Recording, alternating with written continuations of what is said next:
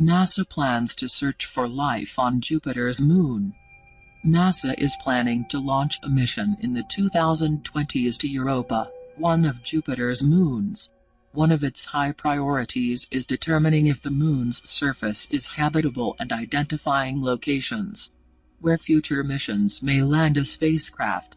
In addition, NASA is on the search for life beneath the moon's thick, icy surface. In an interview with The Guardian, NASA's chief scientist Dr. Ellen Stofan said, "We know there is an ocean under that icy crust. There are plumes of water coming out of the cracks in the South Polar region. There's orange gunk all over the surface. What the heck is that stuff?" The spacecraft sent to Europa may either orbit or perform multiple flybys of the moon, possibly flying through those plumes of water in the southern region. That would let us collect samples of Europa's inner layers without the risk and high cost of landing the spacecraft. But any mission must protect the spacecraft and instruments from the high radiation environment. NASA also wants to ensure that we don't contaminate Europa with organisms carried from Earth.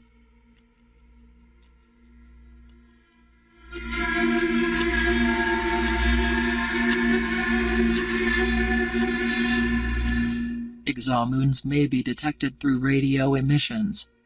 Until now, scientists have been technologically limited in their search for life outside our solar system to exoplanets, but physicists from the University of Texas believe they've discovered a way to detect exomoons through radio emissions. This may greatly expand the number of habitable bodies on which we may find alien life.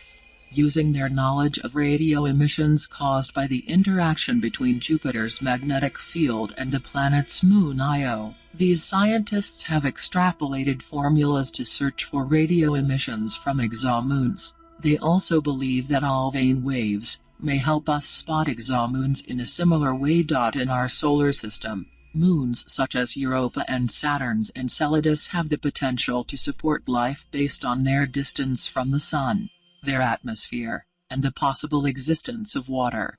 But as our radio telescopes get more powerful and more advanced, scientists hope to conclusively study more distant bodies.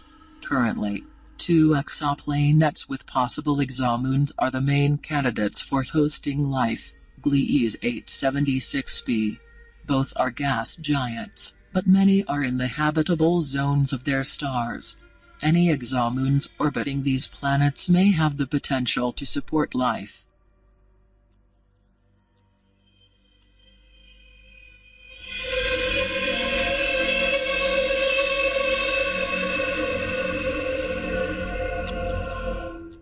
Mars may have supported life before, and may again. Mars is currently too cold to house liquid water and support life.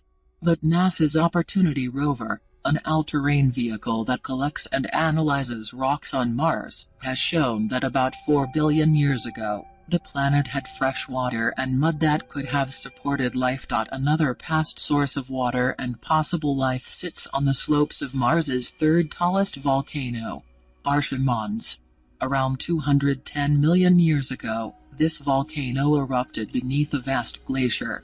The volcano's heat caused the ice to melt, forming lakes in the glacier like liquid bubbles in a partially frozen ice cube. The lakes may have existed long enough for microbial life to have formed there. It's possible that some simple organisms on Earth may be able to survive on Mars today.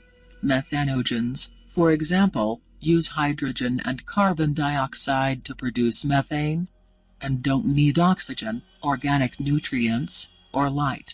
They're able to survive temperature extremes such as those found during Martian freeze-thaw cycles. So when scientists found methane in Mars' atmosphere in 2004, they questioned whether methanogens already inhabit the subsurface of Mars. As we travel to Mars, though, scientists are concerned that we may contaminate the planet's environment with microorganisms from Earth. That may make it difficult to determine whether life forms found on Mars originated there.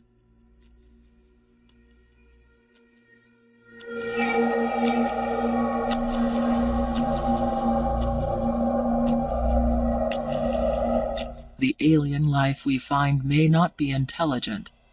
The Webb telescope and its successors will search for biosignatures in the atmospheres of exoplanets, such as molecular water, oxygen, and carbon dioxide. But even if a biosignature is detected, it won't tell us whether the life on that exoplanet is intelligent or not. Such alien life may be single-celled organisms like amoebas, rather than complex beings that can communicate with us. We are also limited in our search for life by our prejudices and lack of imagination. We assume there must be carbon-based life like us, and that we're the standard by which intelligence is judged. Explaining this failure in creative thought, Caroline Porco of the Space Science Institute says, "Scientists don't go off and think completely wild and crazy things unless they have some evidence that leads them to do that." Other scientists, such as Peter Ward, co-author of Rare Earth, Why Complex Life is Uncommon in the Universe, believe that intelligent alien life will be short-lived. Ward assumes that other species will have global warming, too many people, no food, and eventual chaos that destroys their civilizations. He foresees the same for us.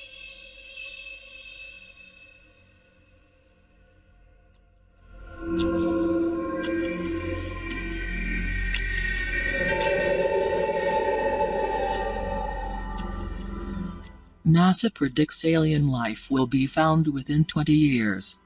In the words of Matt Mountain, director at the Space Telescope Science Institute in Baltimore, imagine the moment when the world wakes up, and the human race realizes that its long loneliness in time and space may be over.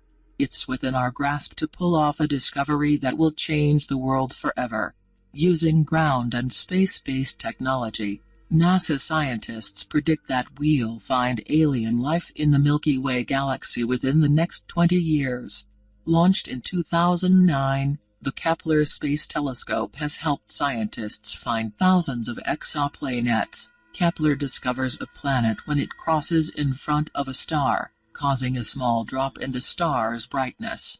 Based on data from Kepler, NASA scientists believe that in our galaxy alone, 100 million planets may be home to alien life.